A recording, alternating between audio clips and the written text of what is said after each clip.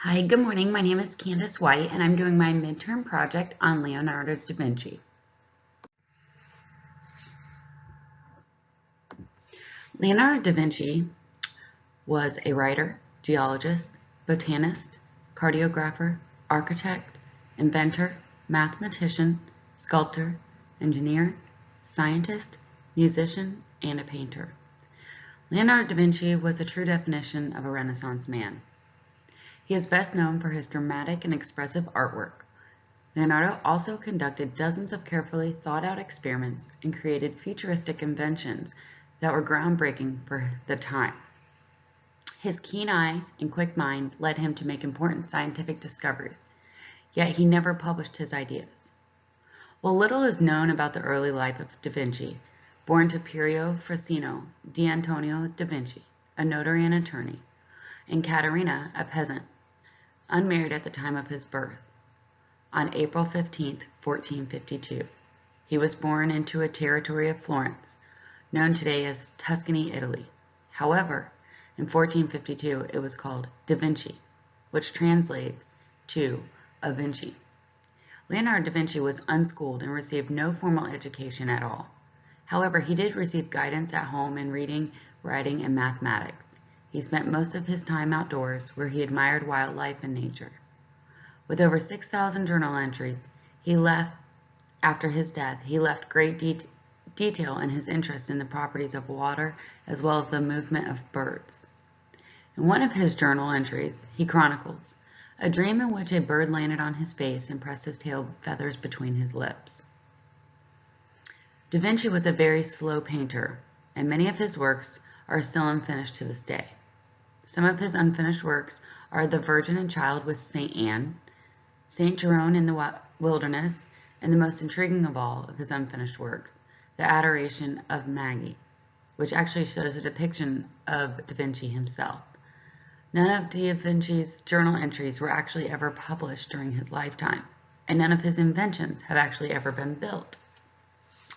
Da Vinci also had a militant side to him. He left Florence to start a new life in Milan. He needed to create new business.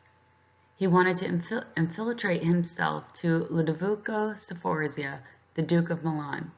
There, da Vinci was commissioned to create what would have been the biggest achievement of his career, a humongous bronze statue when France invaded Italy. At the turn of the 15th century, the project was abandoned.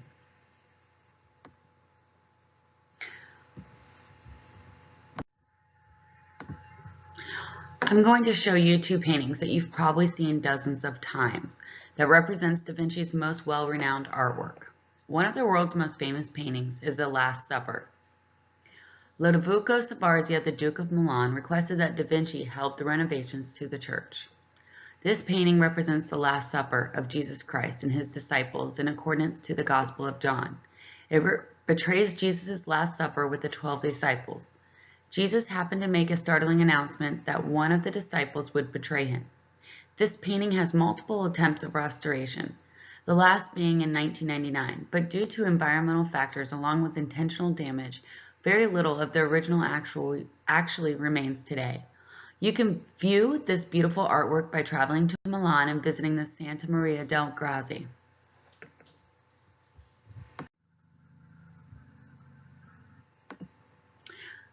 The other most defining aspect of art that da Vinci has rewarded us with would undeniably be the Mona Lisa. The Mona Lisa is also one of the most valuable paintings in the world. It holds the Guinness World Record for the highest known insurance valuation in history at $100 million in 1962, which is worth nearly $800 million in 2017. It had been believed to have been painted between 1503 and 1506. However, Leonardo may have continued working on it as late as 1517.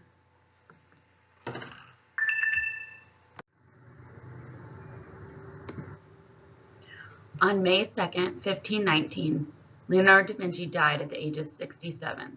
The cause of death is stated to be recurrent stroke. 20 years after da Vinci's death, sculptor Benvenuto Cellini was quoted as saying, quote, "There had never been another man born in the world who knew as much as Leonardo. not so much about painting, sculpture, or architecture, as he was a very great philosopher.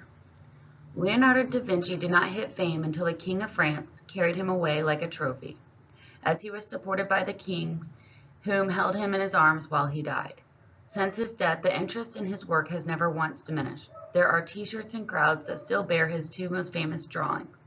And although his private life is often speculated about, all still hail him as a genius. There is a continued and prolonged admiration from critics and historians, including Giorgio Vasari, who introduced his chapter on Leonardo da Vinci as, quote, "In the normal course of events, many men and women are born with remarkable talents, but occasionally, in a way that transcends nature, a single person is marvelously endowed by heaven with beauty, grace, and talent in such abundance that he leaves often men far behind. All his actions seemed inspired, and indeed everything he does clearly comes from God rather than from human skill."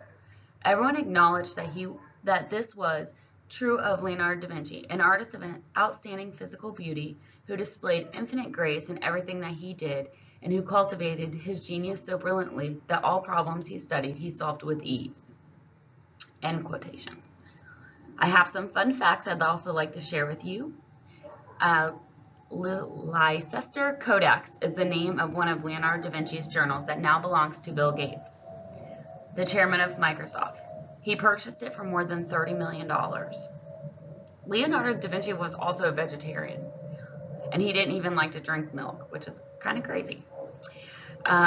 He also was left-handed and always wrote in a mirror handwriting, perhaps to guard his ideas from intellectual thieves. And the most exciting fun fact that I want to share with you is that the first movie ever about Leonardo da Vinci will be coming out in 2018 and played by none other than Leonardo DiCaprio. Furthermore, for your last fun fact, Leonardo DiCaprio's parents were admiring a Da Vinci painting when they chose their name for their son, Leonardo DiCaprio. I hope you enjoyed my midterm project. Have a great day.